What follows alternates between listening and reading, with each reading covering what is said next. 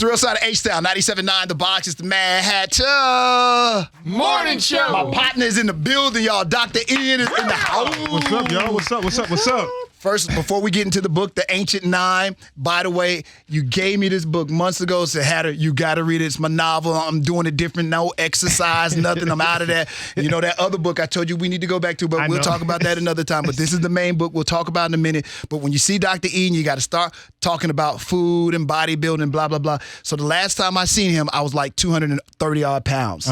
So I've lost 20 pounds. Not on purpose. My kid went vegan out the blue.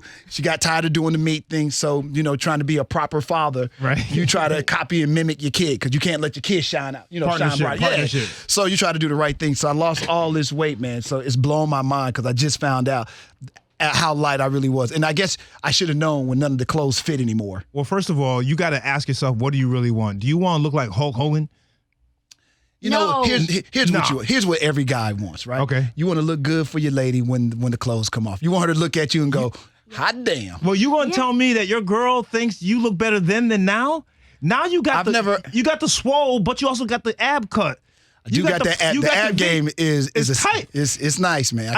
I mean, listen, I respect another dude, right? You got a real V. That's what you want. Shut up. What's that mean? You got a V shape. Right? Down before the big. Yeah. Wide shoulder. Wide and then you come down to a tight waist. Right above the belt. I mean, you know. What? Oh, no, she's talking about. Yeah. I know she's talking about. But it's like that. I know what you mean. It is. That's the mid V. Yeah. That's something else. That's a little something extra for the ladies. But I don't want to do you like that, Jazz. We're co-workers, and I don't need you. I don't over here you thirsting your boy while he's trying to get his work on. And this is the wrong time. This is the wrong era to be doing that kind of thing, right? Oh, wow. You better believe it, my brother. You best to believe it. All right, but thank you, man. You know, because you always come around here trying to teach us about working out and mostly eating right. And most of it came from eating correctly. Absolutely. No doubt about it. You know, and it's not that hard, too, by the way. Once you start going and once you start doing it, it becomes a way of life. Becomes a way of life. Exactly. Now, here, let me jump on this because I'm trying to figure out why my boy go from, you know, being this doctor of health to novel writer. What's up with that?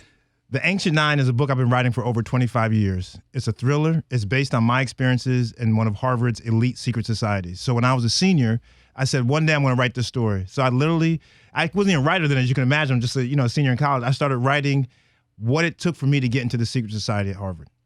Can't this get you beat up or something like that? Ain't you afraid of the secret society coming after you? Yeah. Well, a lot of people that came after secret societies in our society, we don't hear from them anymore. Well, there's a little backstory here. So, you know, the way I got involved in these societies, by the way, started back in the 1700s. Yes. And the who's who of America has been members. You know, President Kennedy, President Teddy Roosevelt, Franklin Roosevelt, Supreme Court justices, you name it, they've been members. Matt Damon, the actor, is in my club. He was the year behind me. So a lot of very famous people, rich people have been members. So the way I got in was one night, literally in the middle of the night, an envelope was slipped under my door. There was no postage on it. Should you be telling us all this? Well, it's in the book. So. Oh, God. Too late. Yeah, it's in the action. So the envelope comes underneath the door. There's no postage, no return address. I open it up, and it says, the president and members of the Delphic Club invite you to a cocktail party, and it gives an address. Listen, I was, 18 years old? From a working class family. I didn't know what a cocktail party was. So I put the invitation to the side. I was like, whatever. This is one of these dweeby Harvard, organizations trying to act like an adult, right? So I'm in the locker room after basketball practice 2 days later, and the older guys are talking about this is punch season. I had no idea what that meant. I thought they meant punch like you drink. No, punch is the word used when these secret societies invite you to begin the process of trying to join them. So when they were talking, they mentioned the name on that invitation. And I was like, whoa. That's the name. That was a weird name, the Delphic Club, right? I rolled back to my room, opened up the invitation, and they had invited me to go to the cocktail party for the secret society. And, I went. So it was accidental that you even figured out. Yeah, I wasn't going to go because it looked weird. It looked like I said, it looked like one of these organizations at Harvard where the kids are trying to act like adults, sipping cocktails and all that kind of stuff. And I went, and it was crazy, man. It was crazy. Like, one of my thing I remember most about that night was like the way the guys were talking. First of all, everyone wore like Rolex. They all have Rolexes and stuff. And one guy was saying to this other group, hey, let's go to the Bahamas this weekend, and we'll use my father's private plane. He's not using it this weekend. And I was like, private plane? I didn't know private planes existed back then, right? So Anyway, this is the world of the secret societies, and the Ancient Nine is really a secret society within the secret society. Right. These are the guys who are protecting. For years, guys have tried to break into the club, by the way, because of all the artifacts and the secrets that are in there, buried in the walls. Very famous things. And so the Ancient Nine protects the secrets of this group. What? Wow. All right, Dr. Ian. So here's my question. You were able to be a part of this club. Why do you think they asked you to be a member, to be in this club? Hatta, to this day, I do not know. I mean, it's still a mystery. First of all, I'm everything that they are not. For example, I'm black. I was working class, poor, no connections, no legacy. So I don't know why they didn't have to have like a certain amount of blacks in their organization. No, or nothing are like you kidding? They're only like, of the whole club, there are only like 3 or 4 blacks. The first black, I looked in the walls inside the clubhouse because we all have our pictures up for our years. The first guy was in '76, tall dude with a fro. And I was like, man, imagine that guy was in here by himself. But I have no idea why they punched me, why they let me in. And it's to this day, You still don't know who, what, where, when, why. That's part of the secret society. It's crazy. It's crazy. But Nobody never told you, hey, you know I'm the reason why you got really? No, that's how it works. Maybe they did their research on you, and did you go to a very They good knew high that you school would and be you're who super you've smart? Well, Yeah. everyone at Harvard is smart. I mean, so no, I'm just saying. His degrees are smart. Yeah, I wasn't smart than anybody else. But the thing was, I couldn't figure out why they would want me into this club. And in the book, The Ancient Nine, in this book, you will find out why they wanted this character in. There was a reason why they wanted him in. But we don't know the reason why they wanted Dr. Ian Smith in. Right. You don't know that. I don't know that. Wow. Is that your assumption in the book? Why you think they let you in? Yes. Yeah. I'm gonna let you read the book and Read the book and find out. Okay, cool. So then, Dr. Ian, can you invite people into the secret society, or? You can only, it's called punch. You can only punch a sophomore or a junior.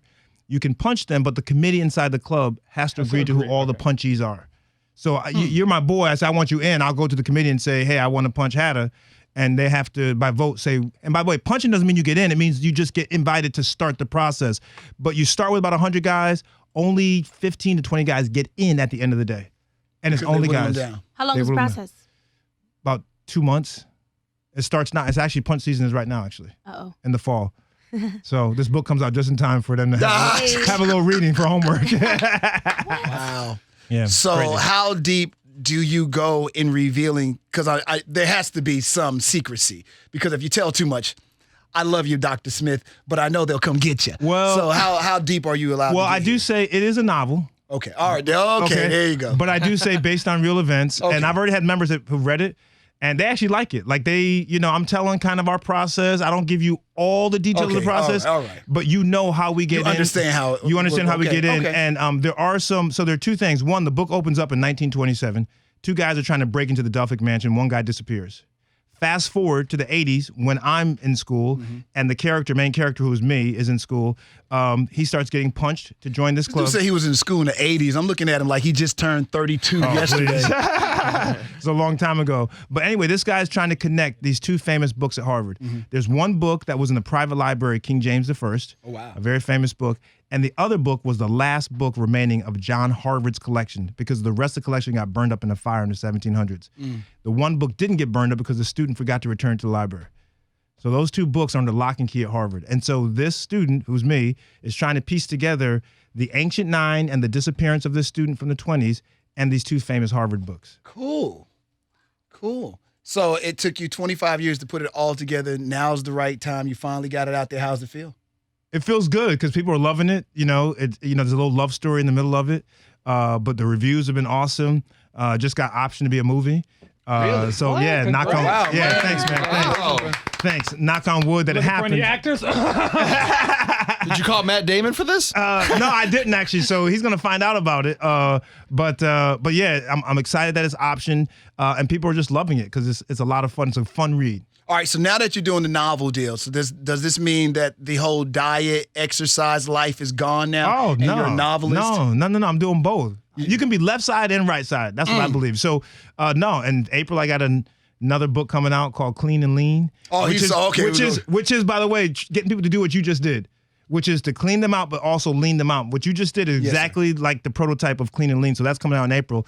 But this is here and now. Every year I want to do a novel and I want to do a nonfiction. Oh, wow. Okay, good luck with that. I know you can do it, though. I know you can do it. You're just a busy man. How do you maintain? Because I know you got family and the kids and the whole 9. You know what? I just take advantage of every moment. Like, I'm in the gym this morning working out while I'm on the road. I try to keep my routine like I do at home while I'm on the road. Really? So when I go home, there's no kind of accommodation or, readjustment. So I just, I'm up early this morning, working out, eating, here with you guys. I'll work all day, get home, and just kind of smooth back into my life like it was. That's the only way to do it. Otherwise, you always have these adaptation periods, which is, losing time. Okay, I got you. Jim, you over there? Yeah, I was wondering, because it's been like 10 years, almost 10 years since the show's been off the air, but do people still recognize you from Celebrity Fit Club? Oh, man. They love that. I mean, I think given all these reboots that are happening, right? Murphy Brown's getting rebooted. Yeah, I loved Murphy Brown, by the way.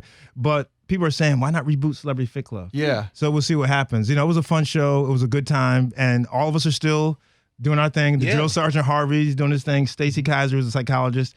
So yeah, it may be possible. I guess a question about that show: was there one incident or one person on there that you thought, this person, this thing is just crazy. This is kind of spun out of control, or someone you dealt with? Well, Dustin Diamond was a fool to get Screech from Saved by the Bell. Yeah. And there was one scene, it's on Google somewhere, where Harvey was getting ready to beat him down because he threatened our host, and Harvey was getting ready to jump over the judges table and start fighting this dude. And I'm trying to hold them back. It was, I played it for my kids the other day. They were laughing. It was crazy. The other scene is Takara, who was the plus-size model from America's Next Top Model, who just lost it on me. She went crazy on me. And I just kept... I don't remember that. I think I remember that. She was upset because she felt as though that when she came up to the scale, I was more critical of her and was not as laudatory as I was of the other people, which is absolutely not true. I was the same with everyone. In fact, she's like a little sister to me. So I was really nice to her, and she was just having an off day and was like, I come up here and I work, blah, blah. You got to see this clip. And all I say is, have some class, Takara. Have some class. Oh, no, you can't say that to a black woman. You knew you punched that button. What am I going to do? I didn't want to cuss her. Look, you pushed the button. She yelling and screaming. She got her hand in my face. Come on, that's sister code. You knew what you were doing. You knew what you was doing. Now, if it was Jimbo, I like Jimbo. That's wrong. You can't do that. You know better. Jimbo, I know you don't. You know better. We don't have to go into details here. All right. Anyway, the book is called The Ancient Nine. They can get the book where? Everywhere. Amazon. We also got a $2,500 contest. Check it out. Go to our Facebook page, The Ancient Nine, spell it 9. If you can solve the mystery, you get $2,500 cash. Okay. Dollar bills. So it's on our Facebook page, The Ancient Nine. Yeah, it's cool. There are 3 questions sets of questions you got to answer related to the mystery in the book. Okay. And if they you guys can do it too. Okay. I'll do it. You can do it? This one right here. It has to be. I like mysteries. It has to be food attached to it. Okay? Food and drink has to be attached to it. We know how you really work. And you can go ahead. Instagram too, by the way. My Instagram is at Dr. Ian Smith. Spell the doctor out, I-A-N Smith. I'll post it there. And my Twitter is DRIAN Smith. All right, Dr. Smith, good luck to you on the book. It's called The Ancient Nine. Y'all go get the book today. #1 New York Times bestseller. And it's always good to see you, brother. Thank you so much. All right, y'all.